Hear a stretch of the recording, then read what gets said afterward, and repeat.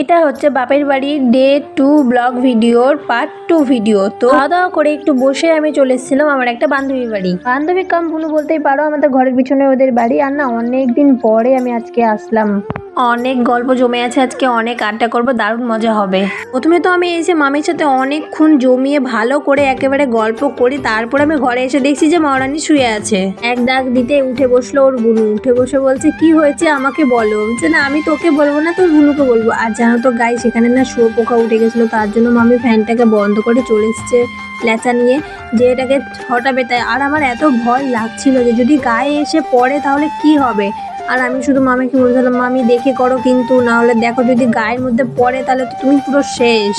আর ওই না আমাকে বলছে কি তুই এসে আমার ঘুমটা ভাঙিয়ে দিলে, আর আমি ওকে বলছিলাম আর ঘুমাবি কি, ঠিক আছে তুই ঘুমা, তোর ঘুমটা কি করে 12টা বাজাতে হয় সেটা আমি খুব ভালো করে জানি। আর ওর বুনুকে দেখো, ওর বুনু তো পুরো ওকে জড়িয়ে ধরেই বসে আছে। এখানে জানো তো একটা মিরাকেল ঘটে গেছে, তো সেটা আমি তোমাদের নেক্সট কোনো ভিডিওতে বলবো, অবশ্যই বলবো, বলতেই হবে, কারণটা না বললেও হবে না, বলবো অবশ্যই। তো তার জন্য তোমরা সব ভিডিও পরপর দেখতে থাকো, তাহলে বুঝতে পারবা।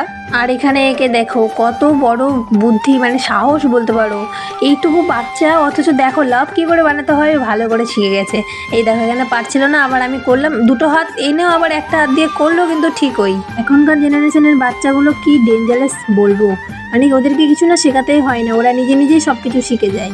কত বুদ্ধি, আর কথাগুলো তোমরা শুনলে তো পুরো পাগল হয়ে যাবে। আমি এখানে ভয়েস দিচ্ছি না, কিন্তু অবশ্যই তোমাদেরকে একদিন শোনাবো, যে কোনো একটা ব্লগে শোনাবো অবশ্যই।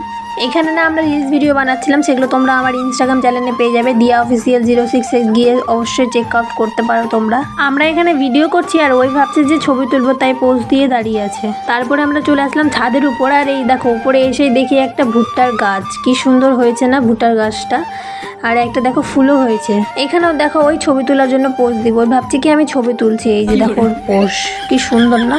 ছবি তুলতে ওই এতটা পরিমাণে ভালোবাসে কি বলবো, ক্যামেরা শুধু ওর সামনে নিয়ে আসলেই হলো, খালি বলবে ছবি তুলো ছবি তুলো। আর এই দেখো এখানে হচ্ছে আমাদের বাড়ি, আর এখানে দেখো কতটা জঙ্গল।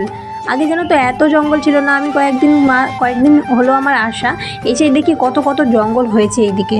চলো ওইদিকে না আরও একটা গাছের মধ্যে ভুট্টা হয়েছে, সেটাই তোমাদেরকে দেখাচ্ছি। জানো তো ছোটোবেলায় অনেক স্মৃতি জড়িয়ে আছে এদের বাড়ির সামনে, যেগুলো বলার মতনই না বললেও না, মানে কি বলবো, এত স্মৃতি জড়িয়ে আছে। সত্যি ছোটোবেলার স্মৃতিগুলো খুবই মনে পড়লে কষ্ট হয়, কিন্তু আমাদের এখানকার ভিউগুলো কিন্তু দারুণ। আর দেখো মা এখানে ডালপুরি ভেজেছিল, তো আমি না ডালপুরি এমনি খেতে খুব ভালোবাসি, তো আমি এখানে এমনি খাচ্ছি, রাতে আর কোনো কিছু খাইনি। তো আজকের ভিডিওটা এই পর্যন্তই, কেমন লাগলো অবশ্যই কমেন্ট করে জানিও। আর নেক্সট ভিডিওর জন্য চ্যানেলটাকে অবশ্যই সাবস্ক্রাইব করো, আর ভিডিওগুলো কেমন লাগে অবশ্যই কমেন্ট করে জানিও।